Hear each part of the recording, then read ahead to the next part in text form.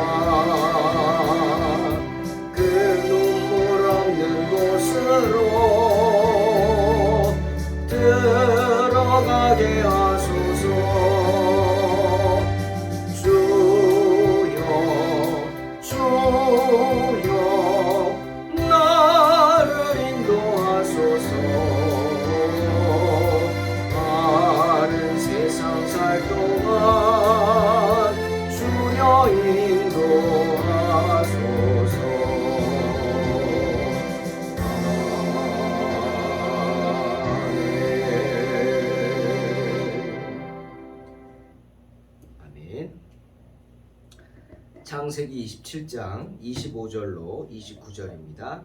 봉독합니다. 이삭이 이르되 내게로 가져오라. 내 아들이 사냥한 고기를 먹고 내 마음껏 내게 축복하리라. 야곱이 그에게로 가져가매 그가 먹고 또 포도주를 가져가매 그가 마시고 그의 아버지 이삭이 그에게 이르되 내 아들아 가까이 와서 내게 입맞추라. 그가 가까이 가서 그에게 입맞추니 아버지가 그의 옷에 향취를 맡고 그에게 축복하여 이르되 내 아들의 향취는 여호와께서 복 주신 밭의 향취로다. 하나님은 하늘의 이슬과 땅의 기름짐이며 풍성한 곡식과 포도주를 내게 주시기를 원하노라. 만민이 너를 섬기고 열국이 내게 굴복하리니 내가 형제들의 주가 되고 내 어머니의 아들들이 내게 굴복하며 너를 저주하는 자는 저주를 받고 너를 축복하는 자는 복을 받기를 원하노라. 아멘. 유대인들은 서로 만나면 포옹을 하면서 인사를 합니다. 아브라함의 후손인 중동 사람들 역시 서로 만나면 이렇게 포옹을 하고 뺨을 이렇게 부딪히면서 인사를 합니다. 서양에서 포옹을 하며 인사하는 문화는 오래전 이 중동 사람들, 즉 아브라함의 후손들로부터 유래된 것인 것 같습니다. 그러니 여러분 생각해 보십시오. 처음 만나는 사람과 아무하고나 이렇게 포옹을 할 수 있겠습니까? 누군가를 처음 만나는 사람이 이렇게 쉽게 안아줄 수 있나요? 이 동양에서는 상상하기 힘든 얘기죠. 아무리 가까워도 안는 거는 하지 않죠. 때문에 이 중동 사람들도 누군가를 만나면 포옹을 하기 전에 반드시 먼저 하는 행동이 있습니다. 바로 샬롬 하고 인사하는 겁니다. 유태인들은 샬롬, 그리고 이슬람교 사람들은 살람 이렇게 인사를 하죠. 둘 다 평화라는 뜻이죠. 근데 내가 샬롬 하는데 저기서 살람 한다 그러면 이거는 원수죠. 유태인들과 이슬람은 원수 아닙니까? 큰일 나죠. 싸웁니다. 그렇게 묻는 거는 내가 나에게 다가오고 있는 지금 그 행동이 평화로운 접근이냐 아니면 싸우려고 하는 것이냐 이렇게 묻는 겁니다.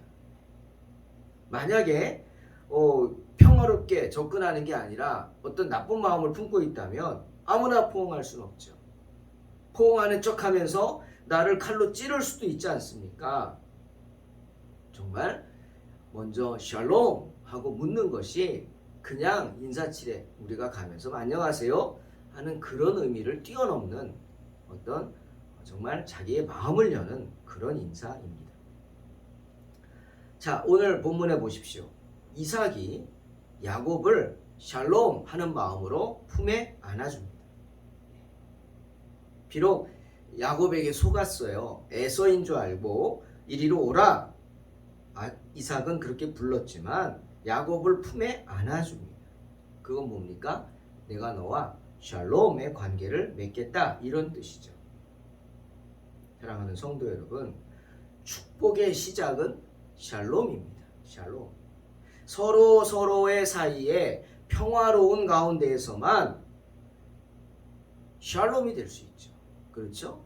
내가 마음이 편해야, 내가 기분이 좋아야, 그래야 상대방을 기분 좋게 맞이할 수 있는 거고 기분 좋게 축복할 수 있는 겁니다. 그렇지 않습니까?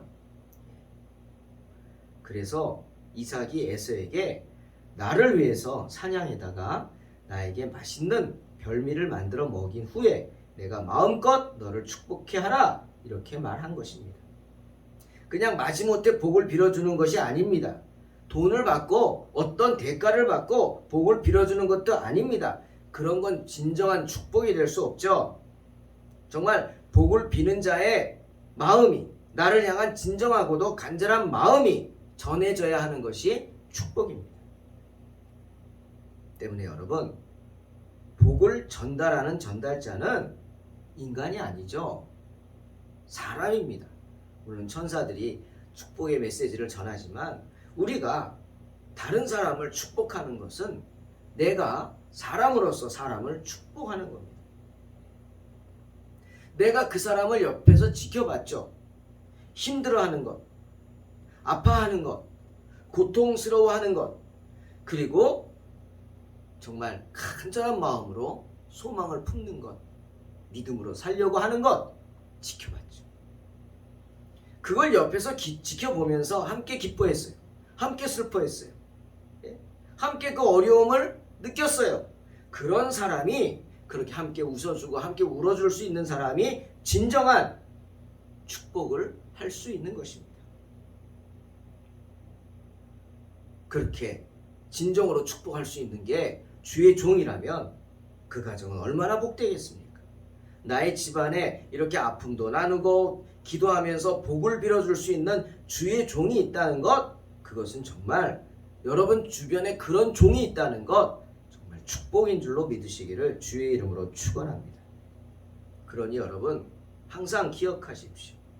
여러분이 알고 있는, 그리고 교회에서 섬기는, 여러분을 말씀으로 양육하여 주고 여러분을 위해 기도해 주는 그런 주의 종들과 좋은 관계를 가지시기 바랍니다.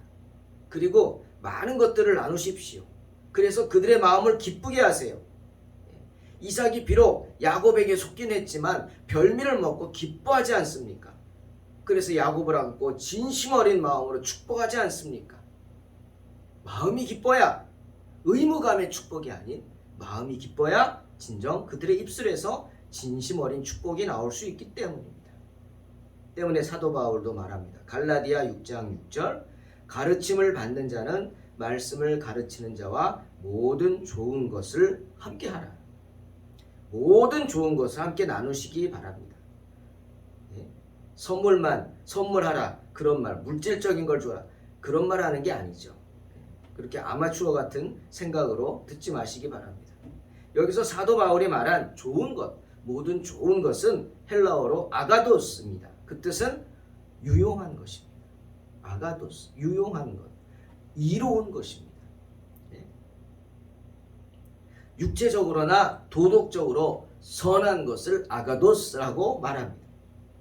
또 여기서 모든은 헬라어로 파스, 즉 everyday, 매일매일이라는 뜻입니다. 그러니 매일매일 좋은 것들로 함께하라. 그 뜻이 뭡니까? 매일매일 선한 것들을 나누라. 여러분 주의 종이 뭘 제일 기뻐할까요? 예. 개인적으로 제가 여러분을 바라볼 때 뭘 제일 기뻐하겠습니까? 그렇죠. 열심히 신앙생활 하는 모습 보면 너무나 기뻐합니다. 아, 내가 정말 목사된 기쁨이 있구나 느낄 겁니다. 주의 종들. 예. 내가 기도하는 분들이 매일매일 선한 것들을 함께 나누려고 하는 모습을 보면 기뻐합니다. 그 선한 것이 뭡니까? 정말 힘든 세상에서 어떻게든 말씀으로 은혜를 나누려고 하는 것, 말씀대로 살려고 하는 것. 예. 내가 다 알고 있는데 정말 어려운 상황인데도 내색 별로 하지 않고 인내하면서 하나님 바라보고 찬송하고 기도하고 말씀으로 살려고 하는 것. 그것을 보는 것이 가장 기쁘지 않겠습니까? 교회에 그 아끼는 허브나무가 있습니다. 분재처럼 돼 있어요. 커요, 제가. 가만히 놔둬도 솔솔 허브 향이 아주 좋은 향이 납니다. 그런데 여러분, 다가서서 그 잎을 이렇게 톡톡 치면은 더 짙은 허브 향이 나옵니다. 왜 그런지 모르겠어요. 반응을 하는 건가 봐요. 주의 종도 마찬가지입니다. 신실한 종으로부터 정말 은은한 그리스도의 향기가 나겠지만 여러분 다가가서 톡톡 쳐보십시오. 짙은 향이 날 것입니다. 그런 내 모습을 보고 내 영혼을 맑게 하는 그리스도의 향기가 짙게 발하여질 줄로 믿습니다. 톡톡 치라 그랬다고 진짜 가서 막 때리지 마시고 속 살살 톡톡 치는 게 뭡니까? 막 주먹질하라 그거 아니죠. 즉 바울의 말처럼 모든 좋은 것을 함께 나누는 겁니다. 좋은 소식들을 주십시오. 말씀을 듣고 은혜 받은 사실들을 나누어 주십시오. 성경 공부할 때 말씀 통해서 우리 공부하고 은혜 받은 것들 좀 나눕시다 그러면 입을 딱 닫고 있는 분들이 있어요. 정말 답답합니다. 은혜 받은 게 없을까요? 아니죠. 느끼지 못하는 것일 수 있습니다. 분명히 하나님은 우리의 삶 속에 좋은 것들을 많이 나누게 하실 줄로 믿습니다. 나누어야 돼요. 모든 좋은 것들 그런 겁니다. 내가 말씀을 통해 은혜 받은 것, 말씀을 듣고 내가 변한 것, 내 삶에 변화된 사실들, 내가 기도에 응답받은 사실들, 내가 주님을 얼마나 사랑하며 살아왔는지 뭐 이런 것들, 그래서 세상 유혹을 어떻게 극복하고 있는지 이런 사실들을 나누는 겁니다. 내가 주의를 지킬 수 없는 상황이었는데 정말 믿음으로 주님의 은혜로 그 어려움을 극복했습니다. 라고 하는 말 들을 때 얼마나 기쁩니까?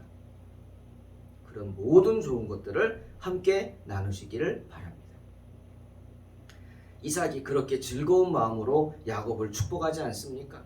이삭은 야곱을 품에 꼭 안고는 먼저 그의 채취를 맡습니다. 옷에서 나는 냄새를 맡고는 이렇게 축복하죠. 27절 내 아들의 향취는 여호와께서 복주신 밭의 향취로다. 이삭의 그 한마디에 모든 축복이 다 담겨 있는 것 같아요. 너는 하나님의 밭이라는 말입니다. 예? 여러분 그러니 그 밭이 어떻겠습니까? 여호와께서 복주신 밭이라고 말하지 않습니까? 하나님의 밭이니 여호와께서 복주시지 않겠냐고요? 그러니 비록 내가 농사를 짓고 내가 관리를 한다고 하지만 그 밭의 주인이 여호와 하나님이라는 사실을 잊지 말라는 겁니다. 그리고 하나님이 주인이시기에 하나님이 너에게 복을 주실 것이다 라는 사실입니다.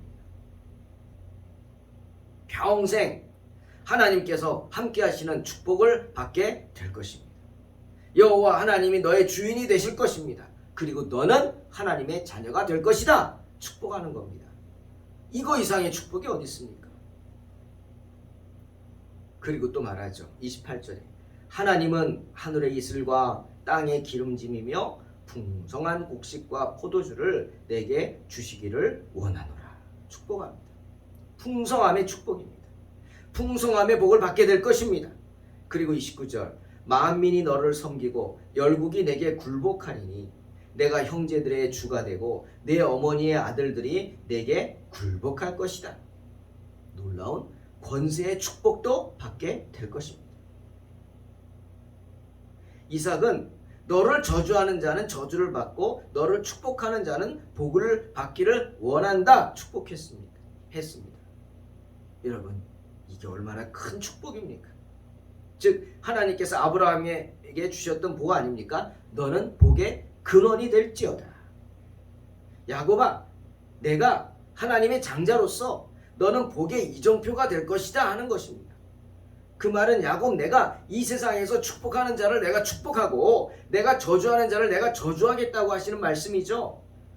여러분, 이거는 하늘나라에 속한 위대한 특권 아닙니까? 무서운 권세 아닙니까? 바로 하나님께서 베드로에게 주신 천국 열쇠 아닙니까?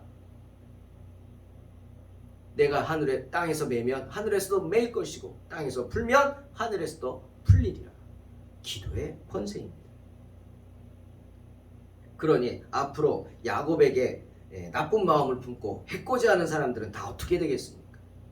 이제 나중에 나오지만 라반이 그렇게 야곱을 못살게 굴다가 결국 도망친 야곱을 보고 두려워가지고 와서 화해를 요청하지 않습니까?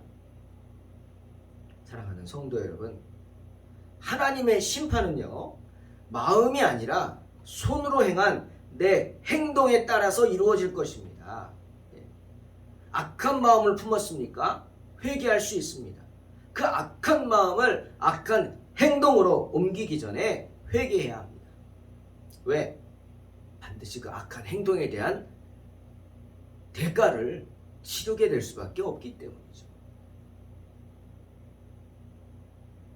다윗과 밧세바 사이에 그 악한 행동으로 인한 결과 그 아이는 죽어야만 했습니다. 기억하시기 바랍니다. 비록 장자가 받을 하나님의 축복이 엉뚱한 사람, 즉 에서에게 가는 것을 막고자 하는 그 리브가와 야곱이 이런 속임수를 써서 이삭의 마음을 빼앗은 것, 그럴 수밖에 없었다? 글쎄요, 그 마음은 조금은 알 것 같지만 방법은 잘못됐죠. 잘못됐습니다. 그 아비를 속이려고 하는 그 악한 마음을 품었어요. 또 그것을 품기만 한 게 아니라 행동으로 옮겼어요. 그런 리브가와 야곱, 그 뻔뻔한 죄는 그들이 손으로 행한 그 행동으로 인해 심판을 받을 것입니다. 야곱이 험악한 인생을 살 수밖에 없었던 이유가 여기 있는 것입니다. 누가 혹은 사람들이 리브가를 믿음의 여인이다 이렇게 칭송합니다. 참, 어떤 분이 쓴 글을 봤어요. 야곱과 에서 사이에 칼을 겨눌 원한이 사무치게 한 것은 유감이지만 리브가가 그렇게 했잖아요. 그래도 리브가는 믿음의 여인이다. 왜? 큰 자가 어린 자를 섬기리라는 주의 말씀을 지키기 위해서 남편을 속인 거기 때문이다. 리브가도 가정을 희생했다. 그 말씀을 지키기 위해서. 그러니 자신을 희생한 거 아니냐? 그런 리브가는 오늘날 본받아야 할 믿음의 여인이다. 이렇게 쓴 글을 봤습니다. 조금은 기가 막혔습니다. 예. 여러분 어떻게 생각합니까? 리브가로 인해서 이삭의 가정이 풍비박산 났다 인정하는 글 아닙니까? 그렇게 야곱을 충동해서 똑같은 자기네 아들 에서를 속이고 아비를 속이는 게 정말 올바른 방법이었을까요? 그렇게 한 행동을 하나님이 기뻐하셨을까요? 결과만 좋으면 방법은 상관없습니까? 어떤 수단과 방법을 써서라도 결과만 좋으면 됩니까? 여러분 어떻게 생각하세요? 아니죠. 그건 아닙니다. 하나님의 선하심을 믿지 못한 행동이잖아요. 인간의 꾀를 써서라도 주의 뜻을 이루겠다. 그렇게 행동한 리브가를 과연 믿음의 여인이라고 할 수 있을지 저는 그렇게 생각하지 않습니다. 사무엘상 16장 7절에서 사무엘이 말했죠. 하나님께서 이렇게 말씀하신다. 내가 보는 것은 사람과 같지 아니하니 사람은 외모를 보거니와 나 여호와는 중심을 보느니라. 여기서 중심, 히브리어로 레바브입니다. 마음이죠. 가슴이죠. 의지를 말합니다. 특히 속 사람을 말합니다. 우리의 속 사람이 거듭나야 믿음의 사람이 될 수 있다는 거죠. 그런데 인간의 꾀를 의지해서 주의 종인 이삭을 속이는 리브가를 믿음의 여인이다 할 수 있어요? 그 속 사람이 바릅니까? 다시 한번 솔로몬 말을 기억합니다. 잠언 4장 23절. 무릇 지킬 만한 것보다 더욱 내 마음을 지키라. 생명의 근원이 이에서 남이니라. 사랑하는 성도 여러분, 절대 악과 타협하지 마시기 바랍니다. 끝까지 주님 오실 그날까지 여러분의 마음을 지키시기를, 그러고 승리하시기를 주님의 이름으로 축원합니다. 결과만 좋으면 된다고요? 아닙니다. 하나님은 다 보고 계십니다. 비록 안타까운 결과가 나온다 할지라도 주님은 우리가 최선을 다했는지를 보십니다. 그리고 하나님의 일은 누가 하십니까? 내가 하는 게 아닙니다. 내 힘으로 내 지혜로 하는 게 아닙니다. 하나님의 일은 하나님이 하십니다. 이런 믿음으로 승리하시기를 주님의 이름으로 축원합니다. 기도하겠습니다.